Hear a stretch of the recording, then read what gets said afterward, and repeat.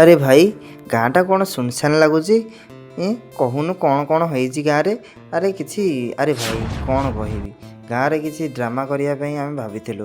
ରେ ମଉସା, ତମେ କିଛି କହୁନ, ଗାଁରେ କ'ଣ କେମିତି ଆଗରୁ ଡ୍ରାମା ହେଉଥିଲା? ଆରେ ପୁଅ, କ'ଣ କହିବି ରେ, ତୁ ଜାଣିଛୁ କ'ଣ? ଆରେ ଦେଖେ, ଆଗରୁ ଆମର ଯେତେବେଳେ ବଡ଼ ପିଲାମାନେ ଆସୁଥିଲେ ସବୁ ପଇସା କଲେକ୍ସନ୍ କରିକି ଆଣୁଥିଲେ। ଆରେ ମଉସା, କ'ଣ କହୁନ, ଭଲରେ କୁହ। ଆରେ କ'ଣ ତୁ ଜାଣିବୁ ରେ ପୁଅ? ଆରେ ସେତେବେଳେ ଆମ ଟାଇମ୍ରେ, ଆମ ସମୟରେ ଆମେ ସବୁ ପଇସା କଲେକ୍ସନ୍ କରି ଗାଁ ଗାଁ ବୁଲି ପଇସା କଲେକ୍ସନ୍ କରୁଥିଲୁ। ଆରେ ହଁ ରେ, ତମେ କିଛି ଜାଣିନ? ଆରେ ବାପା, ଜାଣିଛ କ'ଣ ହେବ ଏବେ ଗାଁରେ? ଆରେ ମଉସା, କ'ଣ ହେବ କହୁନ ଜଲ୍ଦି। ଆରେ ମଉସା, ଆରେ ବାପା, ତୁ କ'ଣ ଜାଣିବୁ?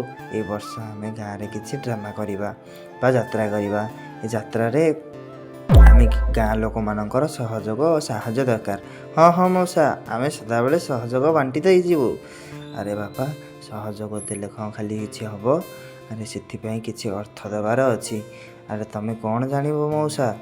କିଛି ଅର୍ଥ ଦେବାକୁ ହେଲେ ଗାଁ ଲୋକମାନେ ମନା କରିଦେଉଛନ୍ତି। ଆରେ ଗାଁ ଲୋକମାନଙ୍କୁ ଆମେ ବାଧ୍ୟ କରିବା। ଜଲ୍ଦି ଜଲ୍ଦି ସେମାନଙ୍କ ଠାରୁ ଆମେ ପଇସା କଲେକ୍ସନ୍ କରି ଆମେ ନିଜର ଗାଁକୁ ଏକ ମହାଯାତ୍ରାରେ ପରିଣତ କରିବା। ସେ ଯାତ୍ରାର ନାମ ହେବ ଚଢ଼ି ହଜିଗଲା ଅଧା ନଈରେ।